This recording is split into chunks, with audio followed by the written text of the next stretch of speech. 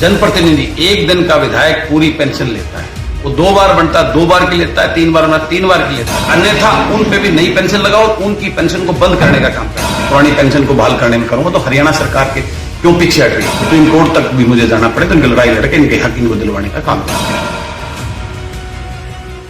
जी, मैंने आज chief secretary Haryana को और मुख्यमंत्री हरियाणा को लीगल नोटिस भेजा है कर्मचारियों की ओल्ड पेंशन स्कीम को लागू कराने बारे में। कर्मचारियों को जो न्यू पेंशन स्कीम के तहत जो उनके साथ कुठाराघात हो रहा है, जो उनके साथ में गलत व्यवहार हो रहा है, जो उनके अधिकारों का हनन हो रहा है, उसको देखते हुए मैंने ये लीगल नोटिस भेजा है। जब एक जनप्रतिनिधि एक दिन का विधायक पूरी पेंशन लेता है, वो 2 बार बनता है 2 बार की लेता है, 3 बार बनता 3 बार की लेता है। एक सांसद जो 40 दिन सांसद रहने के बाद में पूरी पेंशन लेता है, तो एक कर्मचारी जो 30 से 35 साल अपनी जिंदगी के सरकार की सेवा में लगाता है, सरकार की नीतियों को इम्प्लीमेंट करने में लगाता है, तो उसके साथ ये व्यवहार क्यों? तो मैंने ये नोटिस इस बेस पे भेजा है, या तो पुरानी पेंशन जो का बेनिफिट इन कर्मचारियों को दिया जाए, अगर नई पेंशन तो जनप्रतिनिधि होगा, एमएलए एमपी पर भी नई पेंशन स्कीम लागू होनी चाहिए, उसका उनके साथ में, अन्यथा उन पे भी नई पेंशन लगाओ और उनकी पेंशन को बंद करने का काम करना चाहिए। यही एक मैंने लीगल नोटिस सरकार को और माननीय चीफ सेक्रेटरी साहब को भेजा है। सरकार अगर इस पे संज्ञान नहीं लेती है, दूसरी कई स्टेटों में राजस्थान ने लागू कर दिया, कई स्टेटों में महाराष्ट्र ने अनाउंसमेंट कर दिया और कई स्टेटों ने अनाउंसमेंट कर दिया है। उत्तर प्रदेश के अंदर अखिलेश ने घोषणा की हुई है, अगर मुख्यमंत्री बनता हूं तो पहली कैबिनेट में सबसे पहला फैसला पुरानी पेंशन को बहाल करने में करूंगा। तो हरियाणा सरकार के क्यों पीछे हट रही है? तो अगर हरियाणा सरकार इसमें संज्ञान नहीं लेती है तो मैं इनकी लड़ाई सुप्रीम कोर्ट तक भी मुझे जाना पड़े तो इनकी लड़ाई लड़के इनके हक इनको दिलवाने का काम करूंगा।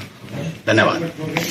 जी, मैंने आज चीफ सेक्रेटरी हरियाणा को और मुख्यमंत्री हरियाणा को लीगल नोटिस भेजा है कर्मचारियों की ओल्ड पेंशन स्कीम को लागू कराने बारे में। कर्मचारियों को जो न्यू पेंशन स्कीम के तहत जो उनके साथ कुठाराघात हो रहा है, जो उनके साथ में गलत व्यवहार हो रहा है, जो उनके अधिकारों का हनन हो रहा है, उसको देखते हुए मैंने ये लीगल नोटिस भेजा है। जब एक जनप्रतिनिधि एक दिन का विधायक पूरी पेंशन लेता है, वो 2 बार बनता है 2 बार की लेता है, 3 बार बनता 3 बार की लेता है।